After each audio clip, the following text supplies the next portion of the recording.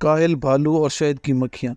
رنگا بھالو اپنی سستی کی وجہ سے جنگل بھر میں نالائق اور نکما مشہور تھا۔ جنگل کا قانون تھا کہ کوئی جانور کسی دوسرے جانور کا کھانا نہیں چرائے گا بلکہ خود محنت کرے گا، لیکن اب بھلا رنگا کو یہ بات کون سمجھاتا؟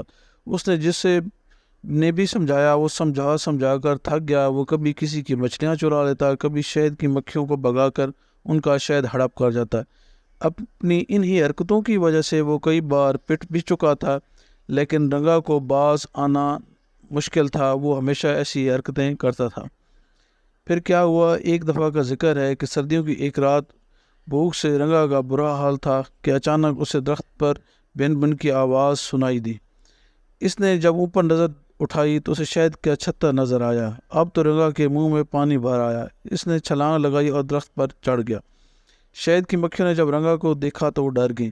شہد کی مکھیوں کی ایک رانی ہوتی ہے۔ تمام مکھیاں اپنی رانی کی بات مانتی ہیں۔ رانی نے بھالو سے کہا کہ وہ سارا شہد نہ لے جائے بلکہ جتنی اس کی بھوک ہے صرف اتنا ہی شہد لے جائے۔ وہ چاہتا تو وہ شہد کا سارا چھتا لے جاتا، لیکن اس وقت وہ مکھیوں سے لڑنے کے موڈ میں نہیں تھا۔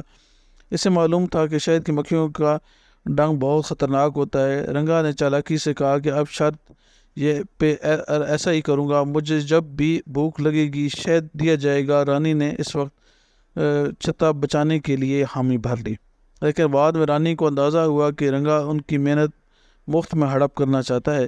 کچھ دن تک یوں ہی ہوتا رہا۔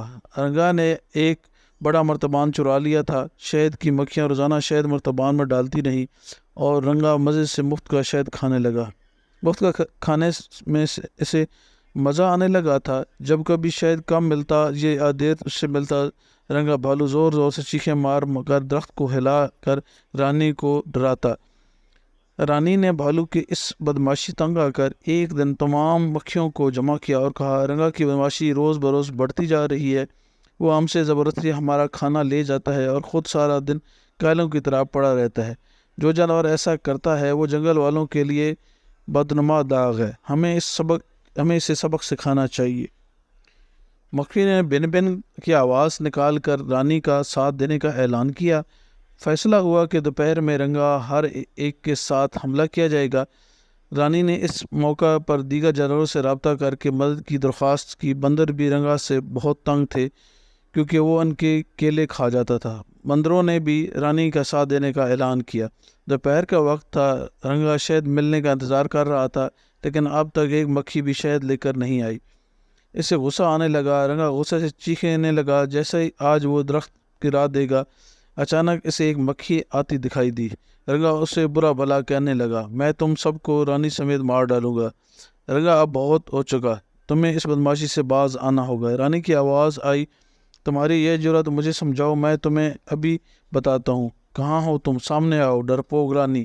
ابھی اس نے کہا ہی تھا کہ اسے بہت ساری شہد کی مکھیوں کا شور سنائی دیا۔ اف، یہ کیا کرنے لگے ہیں؟ رنگا کہتا ہے، پیچھے ہٹنے لگا تو اس کا پیر پھسلا اور وہ درخت سے نیچے گر گیا۔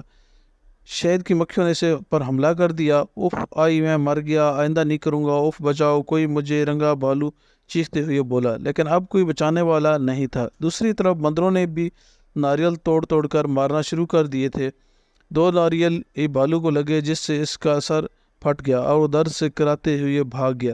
ایسا بھاگا کہ پھر کبھی کسی کو نظر ہی نہیں آیا۔ پتہ نہیں وہ کہاں گیا۔ کوئی کہتا ہے کہ اس کے سر سے خون بہنے کی وجہ سے وہ مر گیا، کوئی کہتا ہے وہ پہاڑوں میں رہنے لگا ہے، لیکن حقیقت کیا ہے آج تک کسی کو معلوم نہیں ہو سکا۔ لیکن مکھیوں کے لیے اس سے جان چھوٹ گئی ہمیشہ کے لیے۔